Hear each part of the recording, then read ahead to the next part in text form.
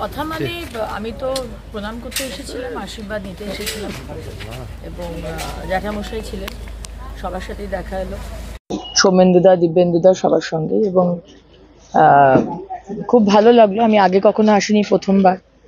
এবং জ্যাঠামশাই তো আলাদা করে বলার কিছু নেই, এই এরিয়াতে উনি তো শেষ কথা, এবং সেইভাবেই ওনার গাইডেন্স আমি বলে এলাম যে আমার কোনো জায়গায় কোনো অসুবিধা হলে আপনাকে ফোন করব। সব রকমভাবে উনি আছেন। ভোটের বিষয়ে কোনো পরামর্শ দিলেন? হ্যাঁ, আজকে তো প্রথম মানে ইনিশিয়াল কথা, কিভাবে কি করবে, বাড়ি দেখেছো কিনা। আমাকে একটা অত্যন্ত সুন্দর একটি শাড়ি কিনে এনেছেন, আমি তো কি বলবো, অভিভূত। এবং মানে আমি সত্যি মানে আপ্লুত, এই কম সময়ের মধ্যে জানিয়ে জ্যাঠামশাই এত কিছু ব্যবস্থা করেছেন। এবং উনি বললেন যে আমি ধীরে ধীরে তোমাকে সবগুলো বলে দেবো, তুমি চিন্তা করো না, আমরা সব রকম ভাবে আছি।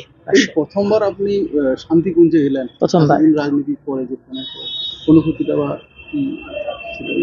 কিসের জন্য এলাম? না মানে এলেন আজকে, সেটা নিয়ে যদি এলাম, যুদ্ধে নামতে চলেছি।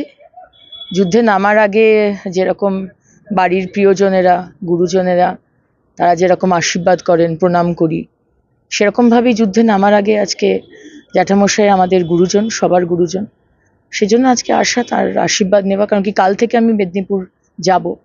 আমি আজকে কলকাতা ফিরে যাব, কালকে সকালে আমি মেদিনীপুর ঢুকবো। তো ঢোকার আগে আমার তো এই আশীর্বাদটা দরকার। আমি এগুলো ভীষণ, এটা আমার কাছে খুব ইম্পর্ট্যান্ট।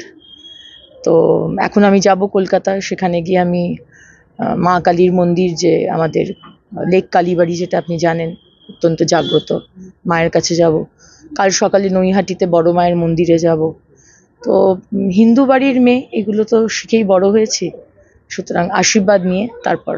কাছেই আপনার লোকসভা কেন্দ্র শুরু হচ্ছে, শিশিরবাবুকে কি প্রচারে ডাকবেন আপনার?